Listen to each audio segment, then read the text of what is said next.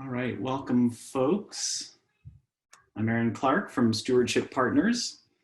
Really excited to welcome everybody to the 5th annual Puget Sound Green Infrastructure Summit. This is session number 7 out of 9. And today's session on authentic engagement is going to be spectacular. So you're in for a treat. I'm glad you're here. So on behalf of Stewardship Partners and the Summit Host Committee, I would like to acknowledge that we are all on the traditional land of the first people of this region. Tacoma, where the summit was originally scheduled to be hosted, is the traditional land of the Puyallup tribe, and we honor with gratitude the land itself and the Puyallup tribe, who have been faithful stewards of the land, the water, and the ancient history of life there since time immemorial. Many of us are attending the summit from other parts of the region, and if you don't currently know on whose traditional land you work and live, please find out. And take a moment to acknowledge with gratitude the land where you are and its first people. I also want to thank our generous sponsors who have been with us through thick and thin. Our title sponsors this year are Boeing and King County, but we've had other amazing sponsors supporting us as well, including the Nature Conservancy, Parametrics, and Russell Foundation. All of these amazing organizations and companies and agencies as well. We owe them a great debt of gratitude and thank them for their generosity. And I also want to thank our host committee for the summit this year: ECOS, MIG, the Nature Conservancy of Washington, Pierce Conservation District, the Puyallup Watershed Initiative, the Russell Family Foundation, and Washington State University have all been parts of the host committee, had a fantastic advisory committee, and the logistics of the summit would not have been possible at all without my amazing team here at Stewardship Partners, Emma Vowles and Todd Albertson in particular, and Cascadia Consulting, Lynn Knapp and Brent Edgar. You guys are awesome. Thank you. So I want to just, as we get rolling, many of you have been in webinars, many of them in the last couple of months, but for really making the most of these events, I think it's really important to ground ourselves in just the humanity of what's going on right now. Obviously, the coronavirus and the COVID pandemic are affecting everybody around the world, not affecting everyone equally, but everyone is being touched, and having patience with that human reality is sort of on the foremost, on the front of my mind, and probably all of yours. So grace is kind of the request that I have.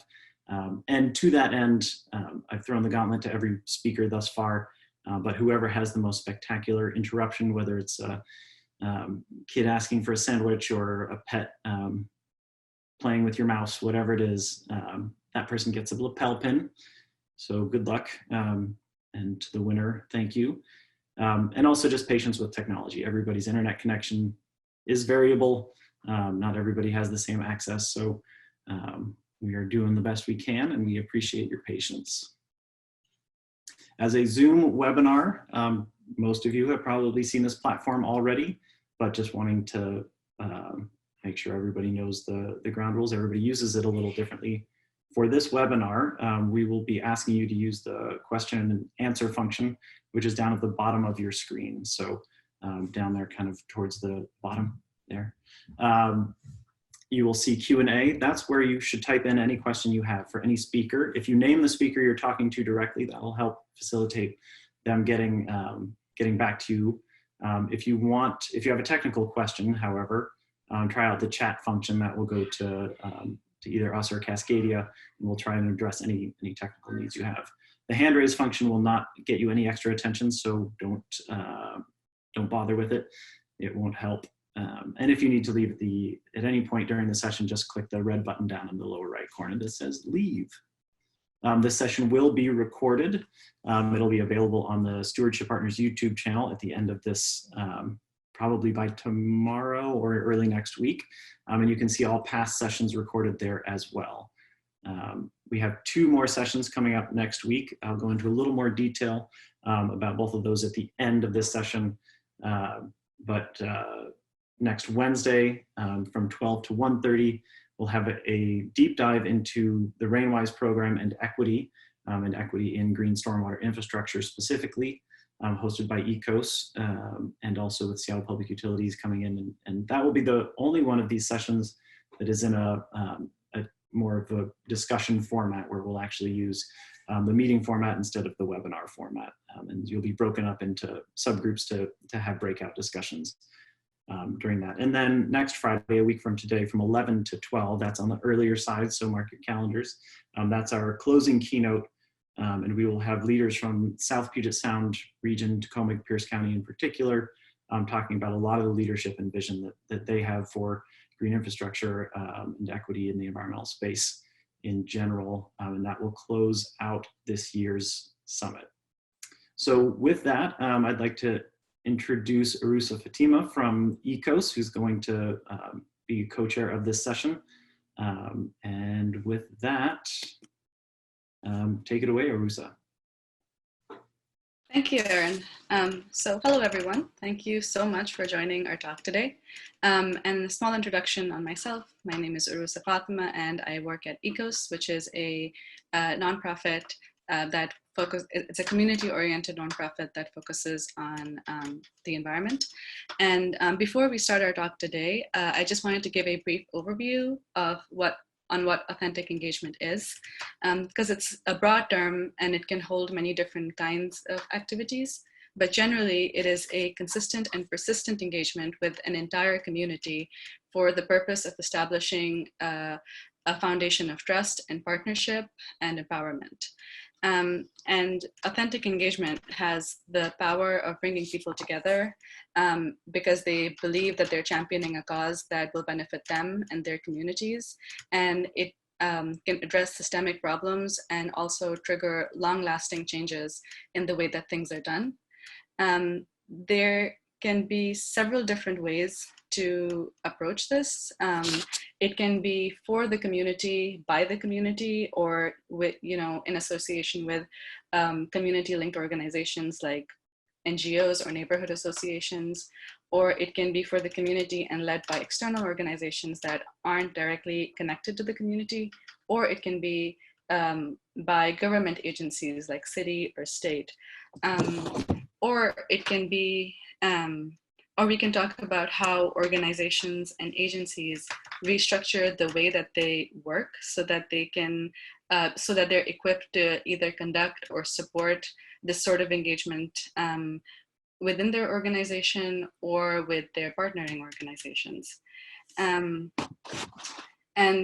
in our conversation today, we have some amazing speakers that will touch on the many different ways that authentic engagement can be conducted and supported.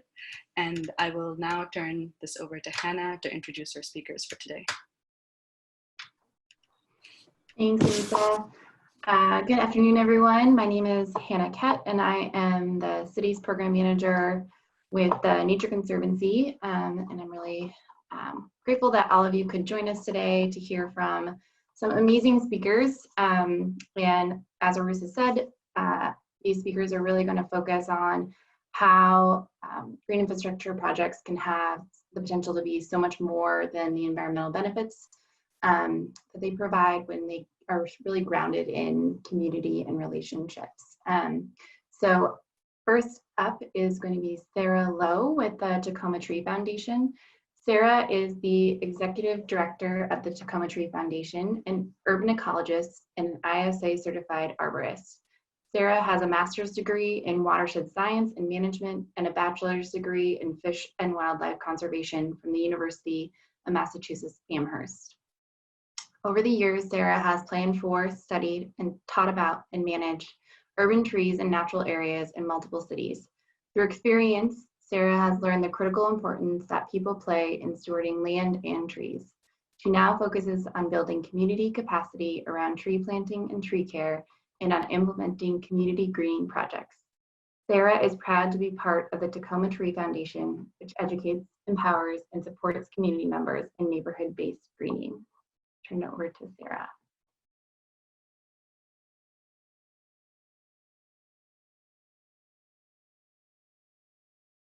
Thank you. All right. Well, authentic engagement. I love this topic, and I do feel like I might end up getting one of those lapel pins. But here goes. We at the Tacoma Tree Foundation, as Hannah said, we focus on educating, empowering, and supporting community members. But really underneath that is all these kind of guiding principles for how we work with people. And I really love this quote. It's been kind of something that I hold on to: lead with the intention to connect, from Megan Cowan at Mindful Schools. And I think that that's really, like, every project that we have is really about creating connection.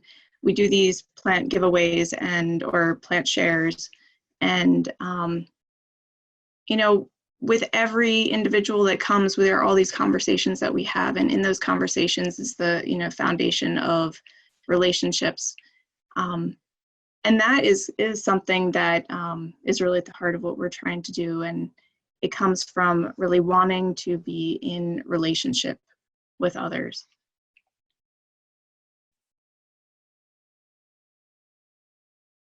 And like I said, we bring these plants to sites. It's just one of the kinds of projects we work in. And sometimes we are bringing it to a vacant lot, and we bring the plants to the site, and it completely transforms the way it looks and feels. And it's a very visceral experience, I think. But what I like to emphasize, because we are in kind of the tree world, is that the trees are not the primary goal. They're kind of the vehicle with which we connect with people, and it's a way that we can address problems, a way that we can influence change, but that the trees themselves are not necessarily the project. It might be what we get funding for, and we do get a lot of grants, but for us, even when the grant is done, the work is not over, because we'll never really be finished with the work, because we're in community and in relationship, and there's always things that need to be done, or that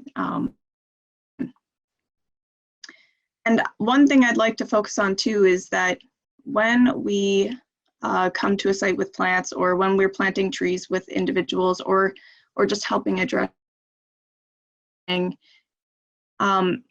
we are able, I think plants, at least is something I've been thinking about a lot lately, is just this way that even if you don't see the person that has the plant or that plants the plant, you do maybe see that tree. And it's this way of reminding us that other people or other organisms are around, and it kind of connects us to this common humanity. And I think that is a really valuable thing, and something that I might talk about a little bit more before this is over. We also do a lot of educational programs with students. We have one called the Nature Explorers Program, and in that we do a bunch of different nature-based activities and some gardening and things like that. And one time we did one involving ants, learning a lot about ants and how ants are related to plants, and had students collect things and create little ant nests or homes, and then all of these houses, they sort of ended up being connected to each other. And we talked about how ants work in an organized way, kind of. And it's just, to me, a good illustration that some of the best projects do emerge out of collaboration, and that when we work together, we can come up with even better solutions often, or maybe solve different problems than what we expected to find. And so I guess I'm just offering a little bit of advice to let go of whatever agenda is in mind. And when we're able to say, this is what I would like to do, but what are you trying to do, or would you like to do? We're just able to do even more interesting things. And I just wanted to note that when we did this particular project and asked the students what they liked about ants, they said that they liked that ants work together. And I just thought that was a beautiful illustration too of how meaningful it is to work in collaboration. Another thing I wanted to focus on a little bit is this co-creation of projects. So when we're able to let go of our agenda and be a little bit more flexible to the needs of others, we're able to create things together in collaboration, as I said.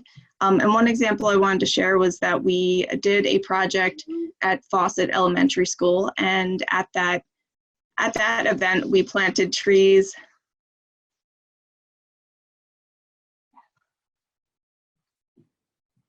Okay, sorry. So we went to Fawcett Elementary, we planted some trees. The PTA had invited us to do a plant giveaway, so we had done that also.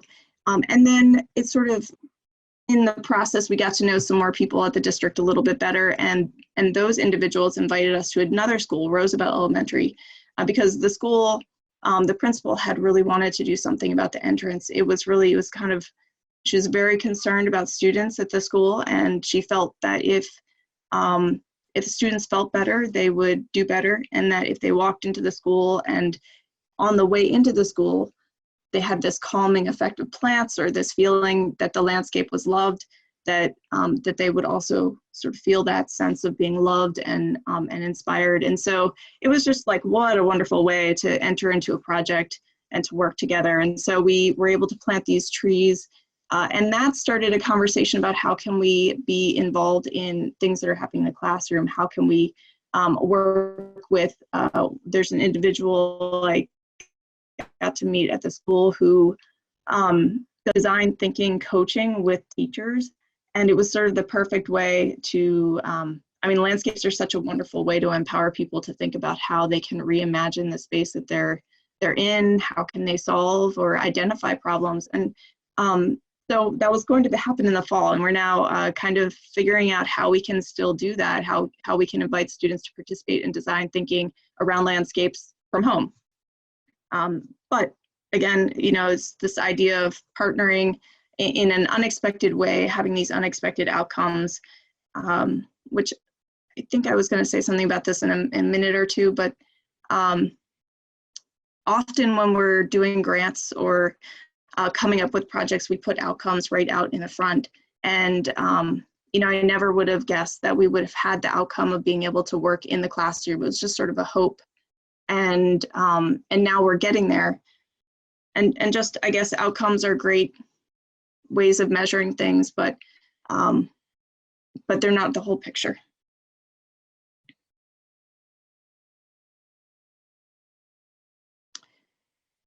And with that, I sort of wanted to think just a little bit, making a point about listening with the intention to hear. And here's another spot. This was Fawcett. We weren't necessarily looking into planting trees with native plants, and the teachers really wanted to have a native garden.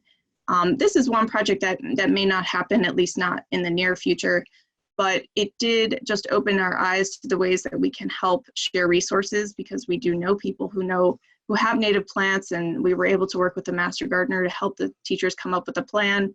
And while that's been kind of paused, as I said, it was just really a great way of thinking about working together, and we still can. And part of that came from just this willingness to actively listen and to use what's and hows, and work together in that way. I feel like I'm running into time a little bit here, am I right?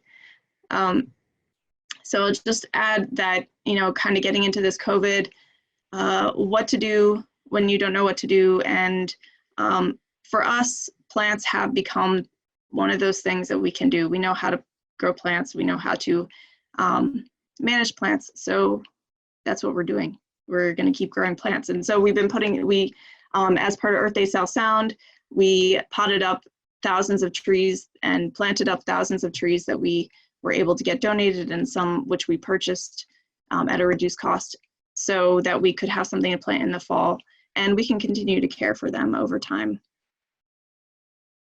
I think I just have one more slide, which is to say that we are doing this Earth Day South Sound, continuing to do that and celebrating the fact that trees are part of our landscape, and that they're worth celebrating, and so are the people who love trees and the people who benefit from trees, which is everybody. So oh yeah, that's the last one.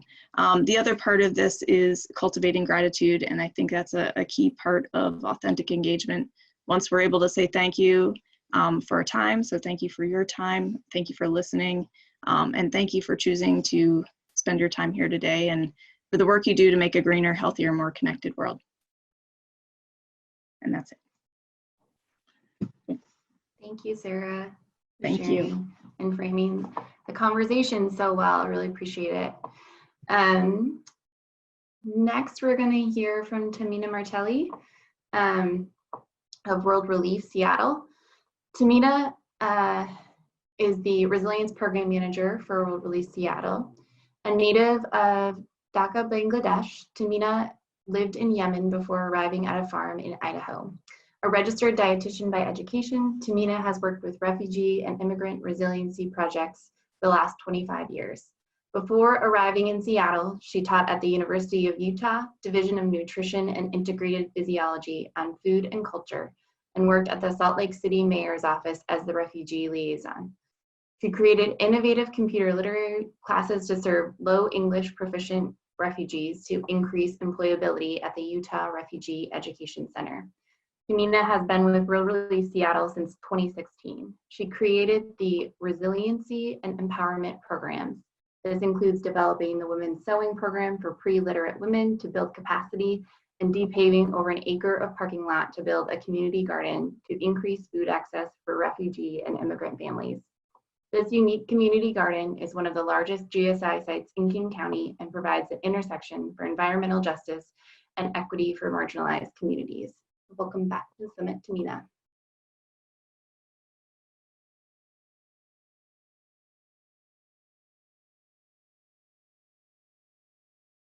Great.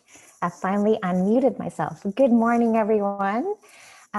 So today, I'd like to talk to you a little bit about the whole concept of nothing about us without us and green stormwater infrastructure as a tool for food access. So at World Relief Seattle, we are a refugee resettlement and services organization.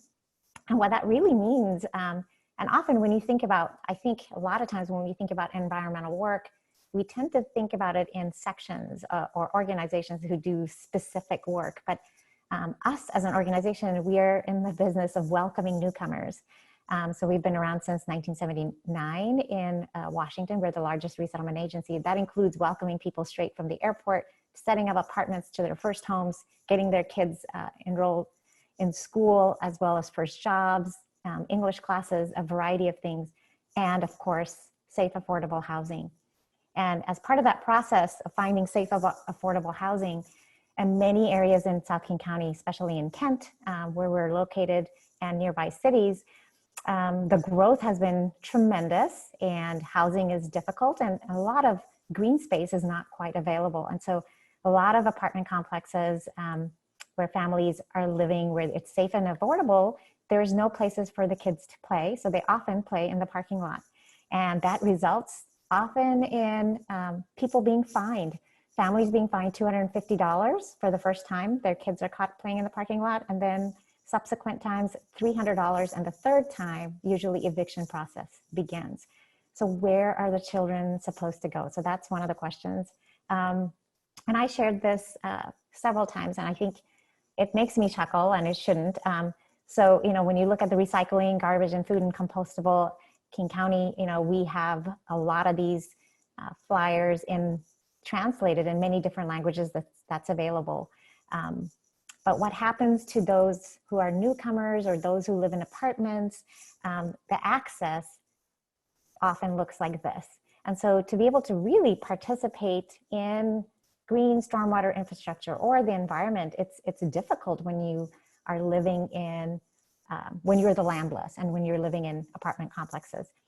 So part of this process, again, is one of my favorite, and I added is for us at the end. It's nothing about us without us. It's in Nihil de Novis, and it's the idea that no program, even if it's a really great idea or really great policy, should be decided by a representative without actually including the community or engaging with the community in a true, authentic way to find out what the community really wants. And a lot of times, national, ethnic, racial, or other groups, more marginalized groups are often left out of policies and programs that should be about them. And so this particular project that I'm going to talk about and kind of the ways we have engaged the community started really with the community telling us what they really wanted. And they were telling us, we don't have a place for our kids to play. We don't have a place for them to safely interact. We don't have a place for us to grow food that we could get to by one bus or walk to that would be near us. And so this partnership with Hillside Church, they're on a large campus, as you can see, and on the screen on your right-hand side, you can see well over an acre of parking lot that was neglected and not being used. And part of this process of engaging is to look at this land. The church generously donated that large parking lot, but this is what happens when it rains every year on the parking lot, that it floods, but it's in a fantastic location. And so engaging the community also meant asking them, what would you like to see with this land? And the response was, we would like to grow our own food. And so the whole process of how to design it, what it should look like, everyone had a voice, which is really powerful, to know what it should look like. And with the help of other partners and even the designers, which was Stone Soup Gardens, we were able to come up with a design, and we began with de-paving, one of the first GSI features. So over 50,000 square feet of asphalt, using a lot of volunteers. And actually I have some of the gardeners who helped in that process in the de-paving are currently gardening now. We're going into our third season, and the buy-in they have when they get to participate in actually de-paving something and the design process and then interacting with it is pretty powerful. And we engaged lots and lots of volunteers, those who would garden and those who were just in the community, to start building this space from a neglected parking lot, brought in soil, and then as you can see in the foreground, there's cover crop in each one of the plots, which not only helps with healthy soil, but it's also a great stormwater benefit. And then we're capturing water from the roof. And this is something that's incredible. There's 4,000 gallon cisterns that are very large. And per year, we're capturing about 255,000 gallons of rainwater, which we're using for irrigation. And that's about 80% of the irrigation for the garden, which is actively being used even right now at the garden with many different people. And these are some of the faces of the families who garden. We currently have 23 countries represented. All the kids who don't have space to play in their apartment complexes have a chance to run around. They get to actively participate in not only growing food, but learning what else is happening in that particular place.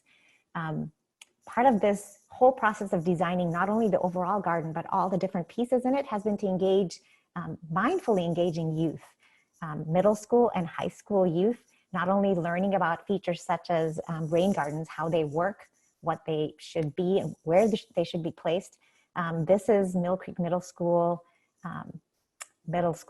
youth as well as high school youth who are helping to design one of 5 rain gardens that are on site. And not only did they help design it, but they named it the big one. And this is kind of their design that they came up with. You noticed it has a boardwalk across because they wanted a bridge. They wanted to be able to walk across this rain garden.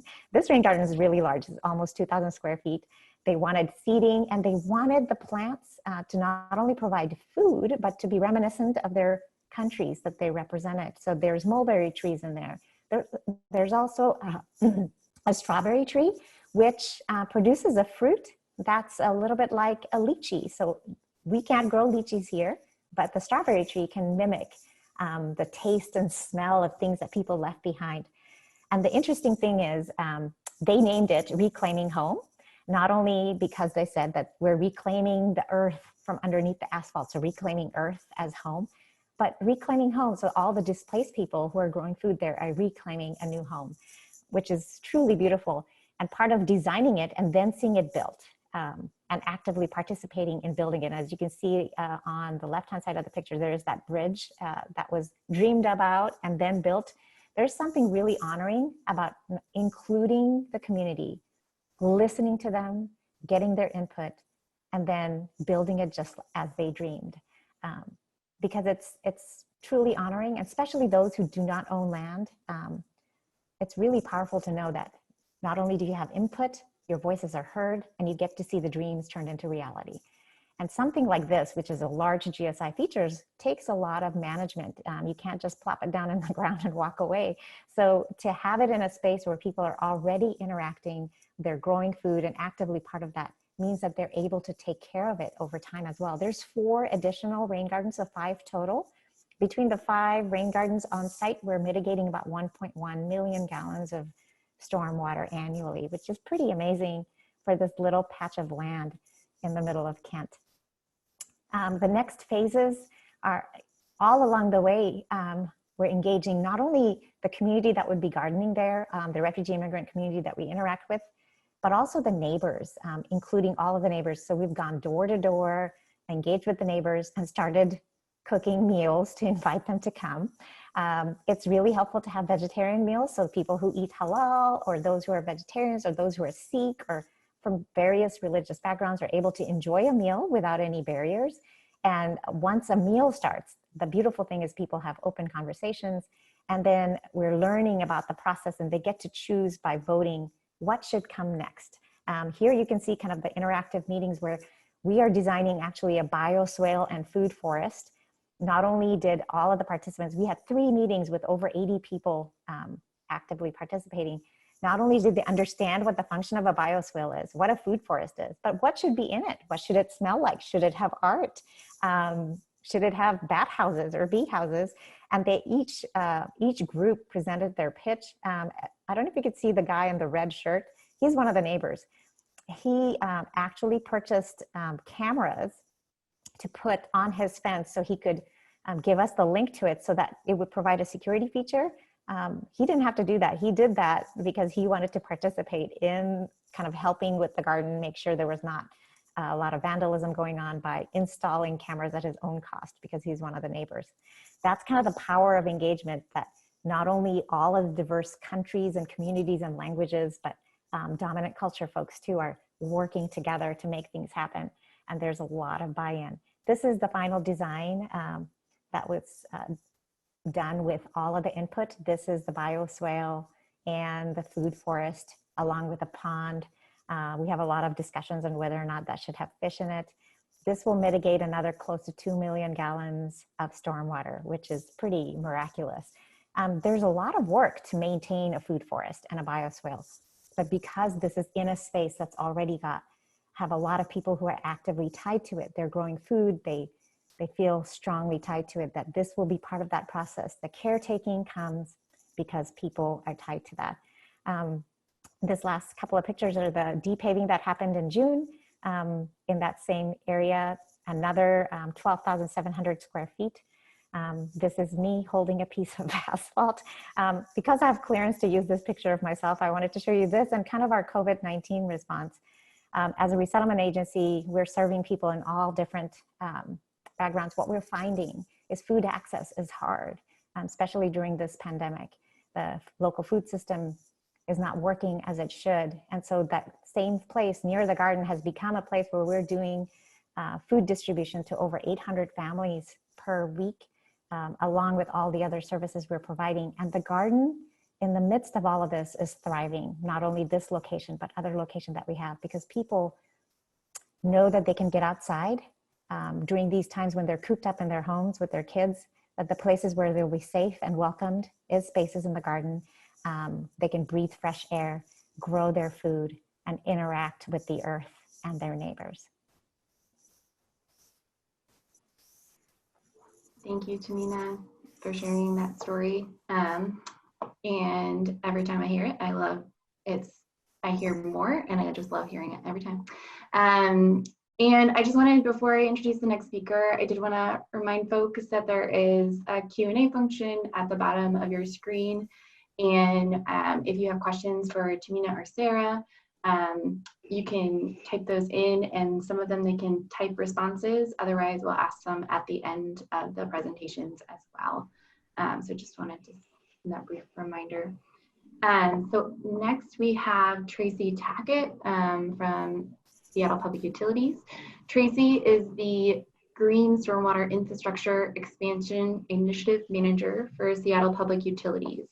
Tracy has over 20 years of drainage and wastewater project experience. She has designed numerous innovative GSI projects, including the country's first full street retrofit to manage stormwater with bioretention, B Street. Throughout her career, Tracy has worked to incorporate sustainability goals with other city goals. As the GSI expansion manager, Tracy provides strategic direction and program oversight for projects and policies influencing the drainage and wastewater portfolio, including projects for stormwater conveyance, sanitary sewer overflow reduction, CSO reduction, and water quality improvement. Tracy holds a Master's of Science degree in Civil and Environmental Engineering with a concentration in Water Resources Management from the University of Washington. So thanks for joining us today, Tracy. Sure thing. Sorry I gave you such a long intro. I forgot. So I'm here today. Our audience is maybe 50% government, and I am not going to talk about how to lead, how to actually implement authentic community engagement, but my perspective is on the side of why we as government should be making that place. We do a lot in the green infrastructure world to integrate multiple different outcomes, and really taking a step back to figure out what are some of the goals that the community have is a critical path for our growth as a whole in our field. And that's kind of the perspective that I want to talk about, and mostly focusing on my own personal growth. Besides the obvious part of like, everybody would want to be part of Tahmina's project. I'm trying, like, you know, that would just like make everybody feel good, but a little bit more on why we should all be here. So with that, I'm going to see if I can make my slide go forward. So obviously, we're all in the drainage and wastewater side of things on utilities. We have some pretty core base elements that we have to work into our projects. And you know, everybody knows that, but I just need to ground that, you know, at the heart of it, we're trying to solve for polluted runoff and just too much volume of runoff. But as we're solving our problems, and all of us in the utility and many utilities across the country are really trying to solve for multiple problems of how are we not just the existing, you know, what is the problem right now about the flooding or the water quality, but how are we thinking about the future and looking through the lens of how our work can be leveraged to help with climate mitigation goals, looking forward to what's going to happen with population changes with time. The whole reason most of us are in this green infrastructure field is the human and environmental health expanded outcomes that can happen as we do green infrastructure. So, you know, how can we help air quality at the same time that we're putting in projects? How are we helping salmon species beyond just the water quality goal through awareness and education, and hopefully influencing behavior so people aren't pouring oil down the drain? You know, we're looking through all these different lenses. And there are some parts of town where we need to put extra super emphasis on racial equity. And that's where I am really encouraging us all to lean in on how do we lead from the community. And I'll get to that in a second. So as a whole, there's a lot of lenses that we're looking through, and I want to talk through a little bit more. So, you know, I'm super proud of the last 20 years of work that Seattle Public Utilities has been a part of. We do projects through like the Rainwise program that we started in 2012 that people have talked about earlier, which from an authentic engagement standpoint, we love because anyone who is putting in a rain garden or by our cistern is choosing the location that they're putting that project. You know, so that is being part of what our collective goals are. Same with all the other larger capital projects. You know, when we have an ability to engage the community on either where the physical asset is being located, sited, and or, you know, elements of it about how the aesthetics look or some of the functionality, we absolutely do that. And I'm super proud of the work that we do there. And what I'm interested in my path of the last couple of years is really figuring out how do you take that to the next level of even like bigger expanded outcomes. So I'm going to give some examples of that through this project that I've had the pleasure of being a part of. Pretty exciting. This South Park, one of the other speakers, I think it was on Wednesday, we're talking about the social vulnerability index and identified that, you know, a portion of Seattle had the highest ranking, which is actually not what you want to be highest in. And so this is the same part of town that I've been spending a lot of time working in the last year. It's South Park. A lot of historic inequities within this area. And let me see, I think my next slide. And I have some of the data that I'll show you in just a second, but it's an area where we have the ability to really think about, as we do our utility projects, how we can leverage greater outcomes. and that's the lens of it that I am leading with. We have a portfolio of projects down there. We're really excited that we're finally able to get this pump station project in. It's been desired for 20+ years because it's an area that it floods at high tide more or less because gravity can't work and drainage can't flow out of the system. And so we've needed a very expensive intervention to make it so that the area doesn't flood. We have some roadways that, although it's industrial, are look like they're in some far rural area, but it's down, within the city of Seattle limits. And then we have an upcoming water quality project that's part of a consent decree obligation. This portfolio of projects is roughly $100 million. And we realized that if we go in and we make all these improvements, what are we really doing in this community to help not make things worse? So if we go and put in all these investments, how are we not making gentrification worse? How are we not building and giving the community some added outcomes from that extremely large amount of dollars? And so that is what our charge is and what we've been kind of trying to explore in the last couple of years. And so we fortunately get to build from a lot of authentic engagement that's already happened. This area has been a lot of different city efforts led to bring together the voice of what it is that the community is interested in. And I'll hit some of those highlights in a second. Also, a lot of information about what are the historic health inequities. And for example, the data is showing that there's a life expectancy of 13 years less in this part of town than in other parts of town. So it's really highlighted the need to collaborate and figure out how we can leverage. And for me, this picture kind of shows it all of, we're trying to balance how do we have people live and enjoy the river and access to the river, and yet also there's a whole very active industrial community as well. And so there's a balance that needs to, we need to figure out how to balance these communities together, both the industrial community and the residential community. And the city work that I mentioned, Duwamish Valley Action Plan, really did a good job of getting in the voice from the residential community, and has given us as the city pretty clear direction on what the community priorities are there.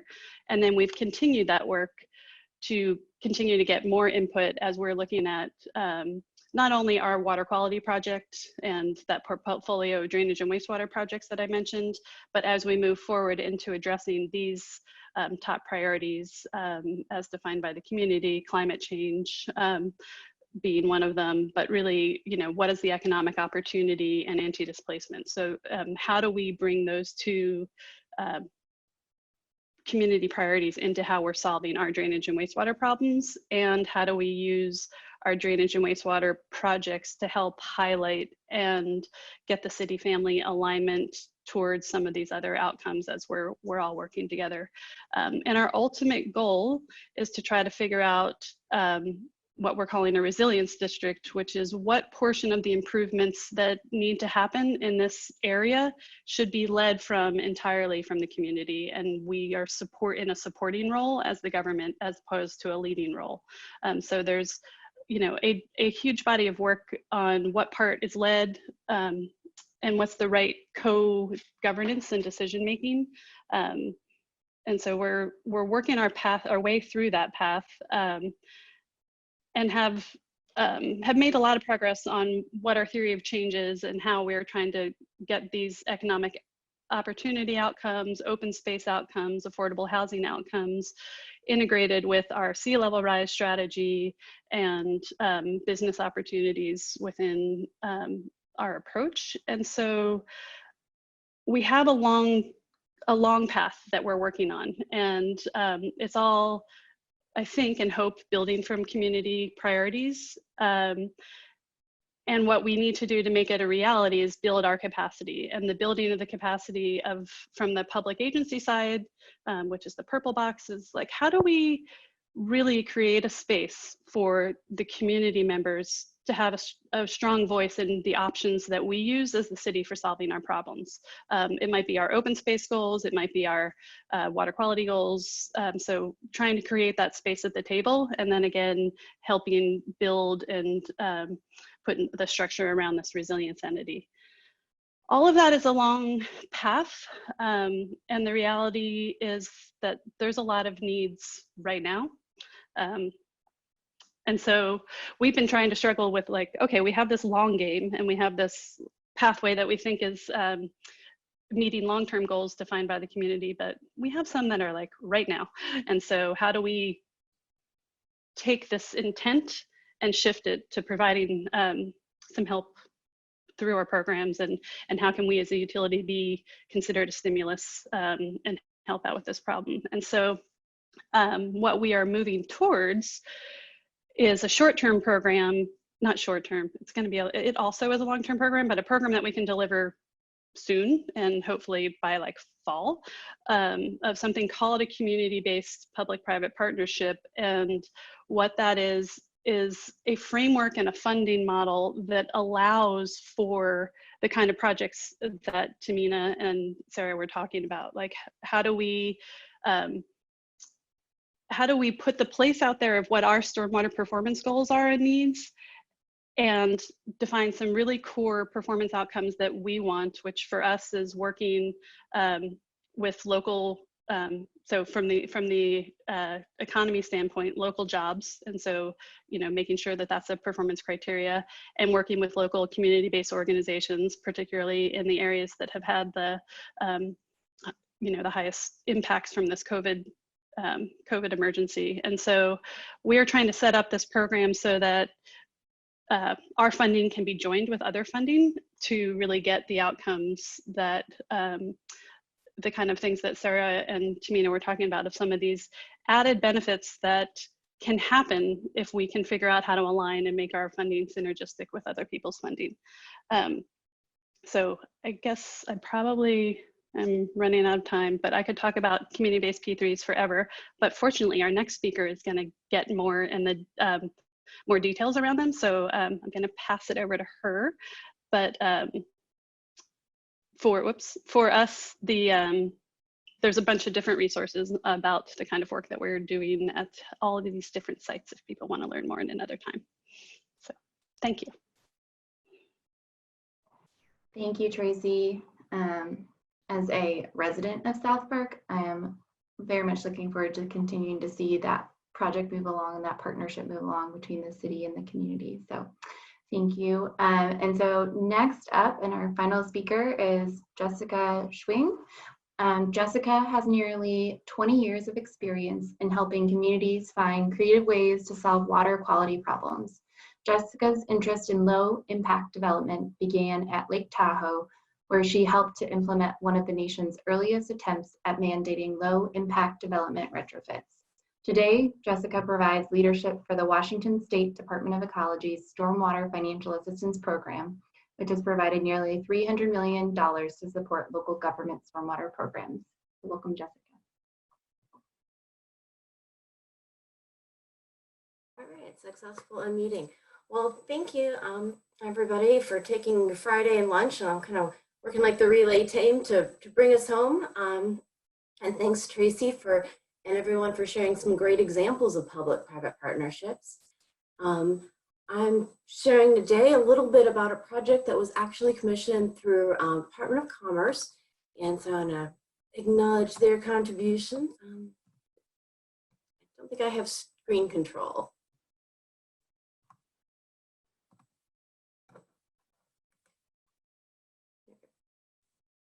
Not today, okay.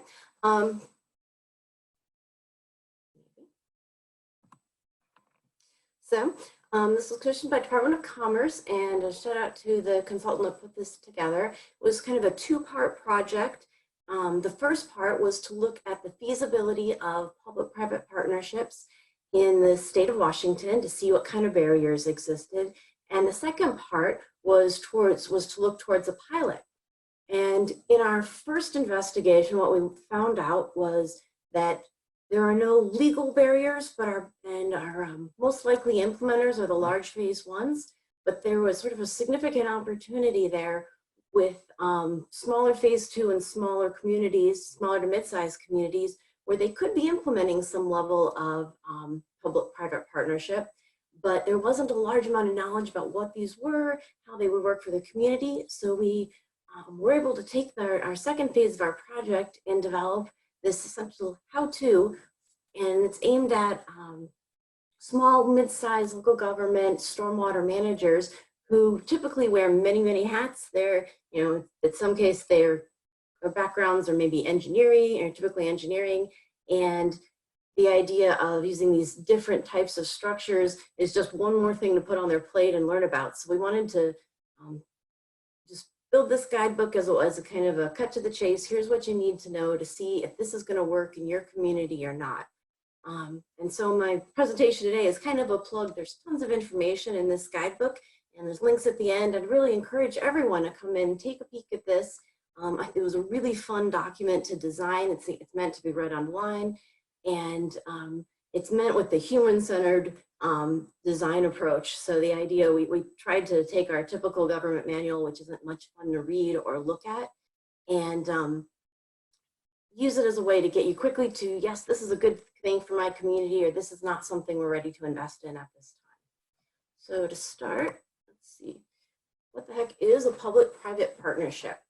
And EPA Region 3 developed guidance around what a public-private partnership is. And if you kind of distill that down, it's many different animals, but if the goal is it's taking, if you're talking capital projects, it's taking those elements of planning, real estate, design, build, and O&M, and taking some part of that and combining it and turning it with a partnership in the private sector, either a nonprofit funding or however that works. And I really like this graphic here that kind of sums up the idea of you're taking some of the you're taking some of the risk and transferring it over to a private party. And so if you see on the left there is our conventional activity-based projects where a local government goes in and says, I'm going to build a stormwater facility right here, and I'm going to design it, build it, maybe get some grants. I'm going to spend all my money on it. And if it works, great. If it doesn't work, well, now the local government's invested a lot of money in a project that may not be quite functional for them. And so as you move kind of towards that chart all the way towards crediting, where the local government is just paying for the stormwater credits, you can have all these variations in between. So you can kind of right size a community-based public-private partnership for your community. Folks have asked what makes a community-based public-private partnership, and that's in engaging in the community and your local officials in aligning the public goals. So without public support for these types of partnerships, they don't work. And so our first step was to look, and they went through and surveyed with our local governments what kind of challenges they were dealing with stormwater. And in our book, we kind of tried to start off by aligning, hey, here's where a CB3 might assist you. Some of the common things we heard is community benefits for these green infrastructure projects weren't particularly leveraged or well understood. When you're doing a P3, you're automatically engaging community elements into that game to help understand those benefits, and the community can see why this piece of infrastructure is a benefit to them. It can help speed up the implementation of your program. It can help you meet budget challenges by leveraging private capital. It can help bring expertise from outside the local government. If you have a small staff, you may not have the expertise on site. These stormwater infrastructure projects are kind of devils in the detail projects, and fine details can make or break it. Being able to leverage an expert who's been working solely with green infrastructure can really provide benefit to your project, and we can also help with costs. So these are just kind of some of the goals and challenges that we talk about in the book. This was a little fun algorithm to develop. Is CB3Ps take a lot of, and as Tracy demonstrated with the plans, they take a lot of upfront work and relationship building. So we had a question with local governments: is developing a CB3 good use of their time? They're usually pretty, there's rarely extra time floating around within the communities. So trying to understand that how much front end work will I get the benefits that I need? So this kind of walks you through the steps. First of all, the first step is, are you able to gain political leadership and community support for your project? We know that it's a lot of times going to be sort of the frontline folks that are initiating and seeing the problem with stormwater or working to meet their permit requirements. So we kind of direct folks, step one is to look at your community and kind of, is this something that the community wants at this time? Is there a need for a social change? And in, you know, communities like Seattle, where you have a defined problem and issue, it's a great solution. In smaller communities, it may be a barrier towards getting your water quality goals in place that you have to overcome first before you start this partnership goal. And you have to ask, is there reason to change? Is the design, build, construct, is that working? Are you getting where you need to? Are you meeting your permit requirements? Is your water clean? You still got dirty water? Probably not. So you start looking at, do you have legal authority locally? We know at the state level, there aren't any specific barriers, but there may be local government information that you need to look at. And then tying in, do you have a measurable outcome system? If you have not, got to go back in and develop those. And so this is going to kind of help, this is the intent of this, to kind of help folks step through, here are the pieces I need to move forward before I continue on throwing out a CBP3 and selling this to my local community. So, So selecting that maybe this could solve some of your issues. The rest of this guidebook is really determined looking at working internally in your local government about how to get all the players involved on board with you. So you're not out there as a local, as a local stormwater manager kind of on your own saying, hey, this would be a great solution for our community. And meanwhile, you've got maintenance director, public works, finance folks all looking at you going, that sounds like a lot of work. I don't know if we can legally do this. How do we make this happen? So this is some of the biggest barriers you're going to face are going to be internal.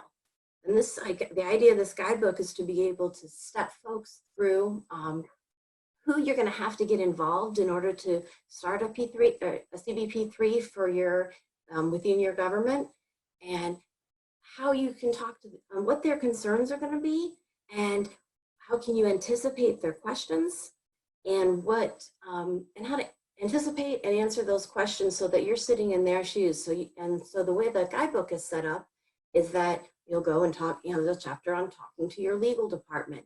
Here are some of their likely concerns. We don't have templates. We don't know what that agreement would look like. Who takes legal responsibility?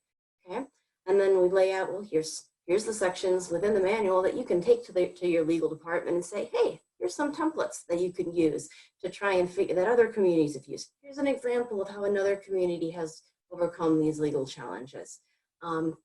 Here's how public safety is dealing with liability for this particular piece of green infrastructure. So the idea is to match people up with that information. Okay,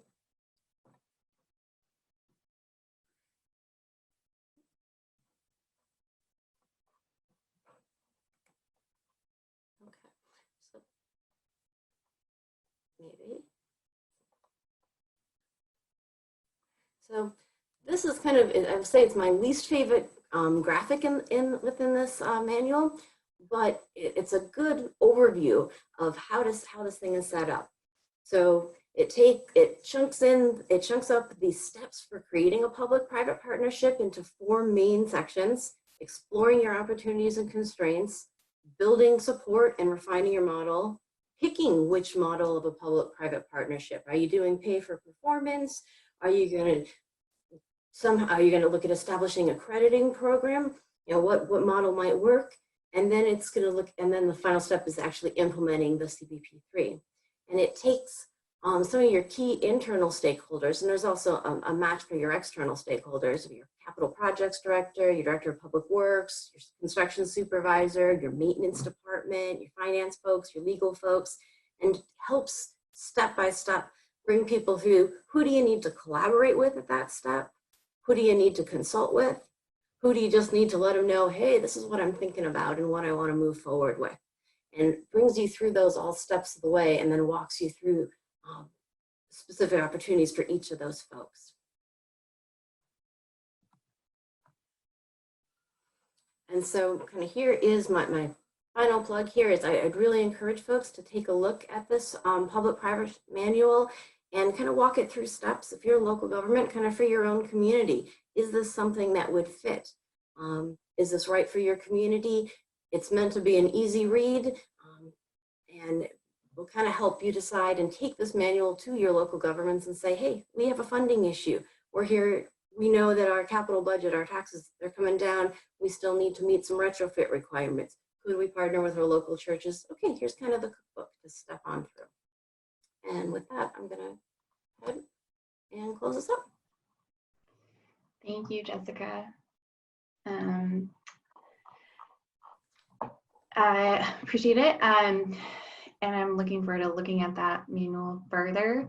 So now we are going to have some time for Q&A, and we'll, and any of the speakers can respond to questions.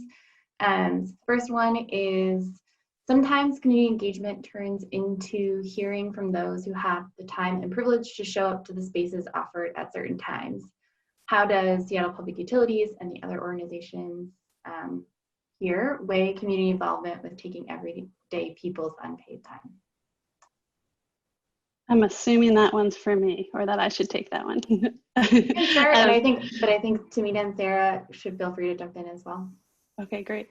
So for us, for all of our programs and projects, we start with a racial equity toolkit, which is really focused on identifying who all of our stakeholders are for a given project or program. And from that, we develop our engagement strategy. And so we tend to put most of our focus into the communities that don't have as much privilege and are really easy to they know how to get a hold of us. There's a lot of people who are, totally know how to get a hold of us easily. And so we tend to put our focus into trying to engage with the community members that have a harder pathway to coming to join us. And so I put a link in the chat. So an example is setting up a pop-up on the walking route home from the bus so that we can give information about a project as people walk by, or setting up a pop-up like on people's block on a Saturday when people happen to be around. So those are a couple things we've done. Some of the things that we do, we actually go door to door if we are targeting a particular community, and with kind of language flyers, but calling people individually and using different languages. And the number one key that we found for us is to feed people and to do engagement meetings in the evening when people are coming off of work, and have a place for the kids to engage or play so that they're also able to bring their whole family. And again, like I mentioned earlier, making sure that the food is accessible by everyone. So we have found that good vegetarian food works for pretty much every type of people, every type of eating ability and restrictions. And so using those and then finding the right times to do it, if it's possible with any kind of funding to do kind of compensation, sometimes that works. But usually what we found is the community wants to be engaged, especially if it's something happening in their area that it's going to improve the community. They want to have that voice. Just making the times and the spaces and the removing as many barriers as possible makes that work a little bit better.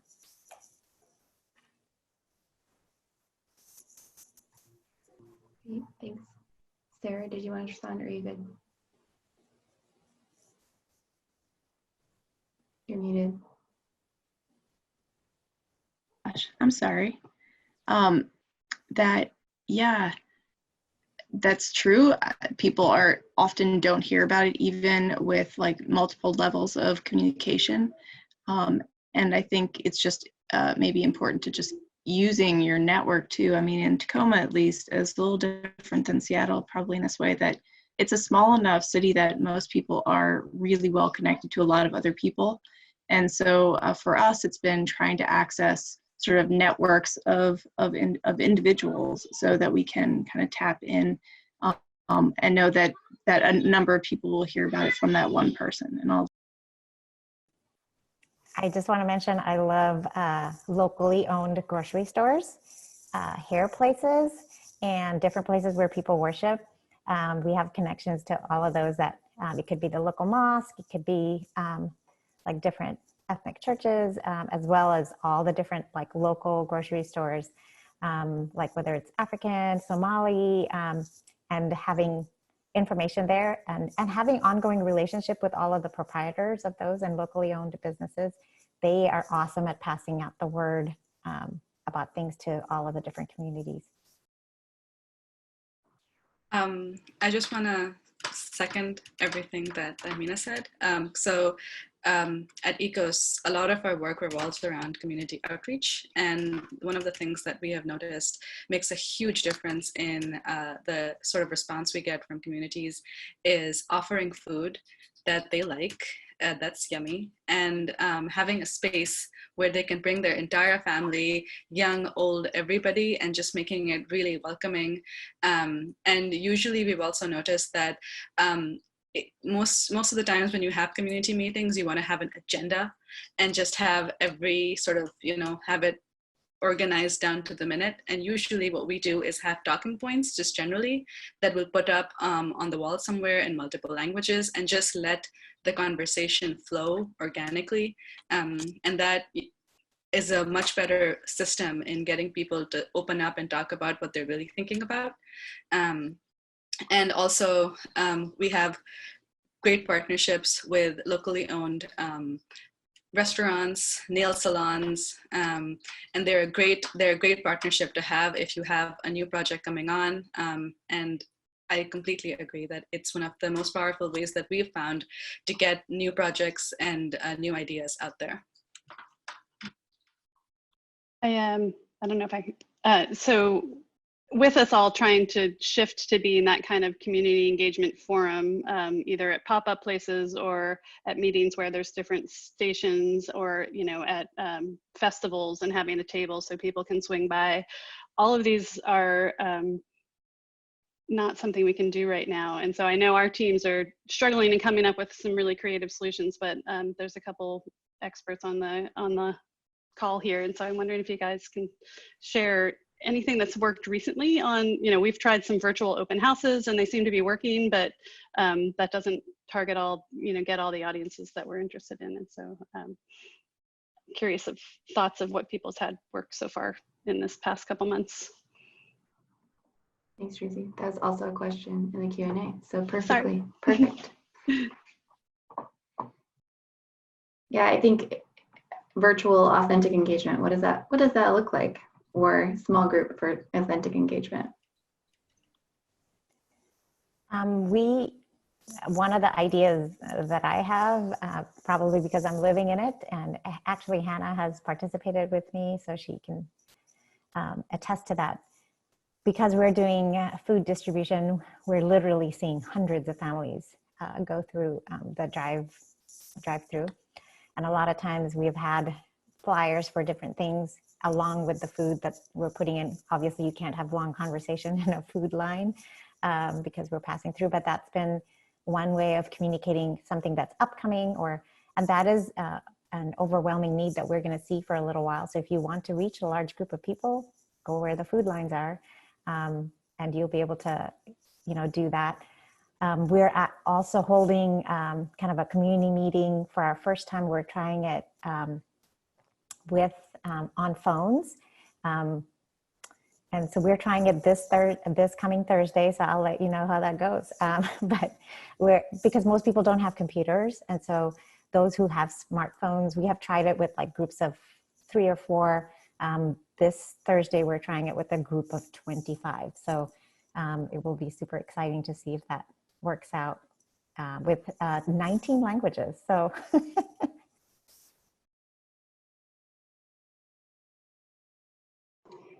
Sarah, can you talk about your packets for your design thinking a little bit that you're thinking of doing with the students? Yeah, sure. I think my internet's a little unstable, so, but I'll try. We in Tacoma, and I don't know if this is what's happening in other communities around here, but schools are offering lunch And so families pull up and get in line, and they grab lunch for all their, any children in their families or in their homes. And so I've been talking to the coach that I mentioned at the school about how we might be able to provide some kind of packet that children can do at home without computers, because in so many schools, students don't have access to any kind of computer. And if they're using a cell phone, it might be their parents' cell phone, which might have other demands. So there seems to be a need or interest in having things that are kind of more hands-on. So we're trying to come up with ways that we can scale up kind of a packet or even like a box of goods that are educational in some way that can then be used for other things, like kind of building up into the fall. And so maybe the last week of school, giving out something that can be used during the summer, and then in the fall doing something on maybe a weekly basis, something like that. And that would be a potential for doing more than educational outcomes. You know, we could be putting in information about something like a tree giveaway or something like that. We haven't gotten that far down the line. One thing we were thinking about doing is actually giving students trees or plants to take care of, or even helping come up with a little bit of an experiment that students could then do with their teachers. And that's about all on that. So some of the things that ECOS is doing is, so we have a COVID-19 response project, and we're using that to host webinars in multiple languages, clearing common misconceptions, just talking through the new news and all the information that's coming in and how to parse it, and get to what is most important for either your family or your business. And then in our other projects, in one of them, we had to do site identification, and we were wanting the community input, and we were going to have workshops to talk through these sites. But now we share the sites that we have in mind, and we ask our community members to put on the sites that they're interested in, and then each of us go there individually and make a video blog on our phones saying that, hey, this is where we are, and you know, these are the things that we're noticing, and then stitch all of this video blogs on one site together in one master video, so that everyone can sort of see how other people responded when they visited that site, so that when we hold a webinar or an online workshop to talk about them, everyone's been there and we have everyone's responses. So that's one of the things that we're working through, but we're trying to figure out ways to get off the internet, because that is a problem of access, and that is one of the things that we're struggling with right now. Thanks, everyone. I think we are time to wrap up, so I'll hand it back to Erin, but it's been really great to hear the conversation. And I know there are a couple questions in the Q&A that wasn't answered, and we'll try to follow up with those folks. But thank you all so much. Thanks, Hannah. Thanks to all of you. That was fantastic. I learned quite a bit myself, and see quite a number of places that people across the region can benefit from the range of information you shared. So I'm just going to wrap us up and give you a preview of the last two sessions. So our next session is next Wednesday. And Arusa, do you want to say a couple words about what we'll be talking about there? Sure. So the session's on Wednesday. It's called Rainwise and Equity in GSI. And what we'll be doing is discussing the Rainwise program, just a brief overview, and talk about what ECOS's role is in partnering with that program, what some of the barriers and challenges we've faced working both with the residents and with the contractors. And then we have some great folks from SBU who will talk through their racial equity toolkit process and what they have been talking about in context with Rainwise. And then we'll have we'll break out into groups, and we'll talk about some of the questions that you will find out about tomorrow. And so it's going to be a great session. Thank you. Yeah, I'm looking forward to that as well. And if you tuned into what was that Wednesday's session on incentives, we sort of planted some seeds that I think will feed in there. And as you know, Rainwise works through a lot of these issues, so will many other regions and jurisdictions across the state and really across the entire country. So I think there's a lot of relevance there. And then Friday will be our final keynote closing session. And we'll hear from leaders from Pierce County and Tacoma, Professor Chris Schell from UW-Tacoma, Tawana Nobles from the Urban League of Tacoma, Carrie Hernandez from the Puyallup Watershed Initiative, also a member of our host committee, and two students, Kennedy Peterson and Russ Schaub from UW-Tacoma and their Civitas group. We'll talk about real life green infrastructure and lessons learned. There's quite a bit of vision and leadership in that cohort as well. So hope folks will tune into that one. And until then, I hope all stay well, stay healthy, take care of yourselves, take time and enjoy nature, and get your hands in the dirt if you have a chance. All right, take care, be well.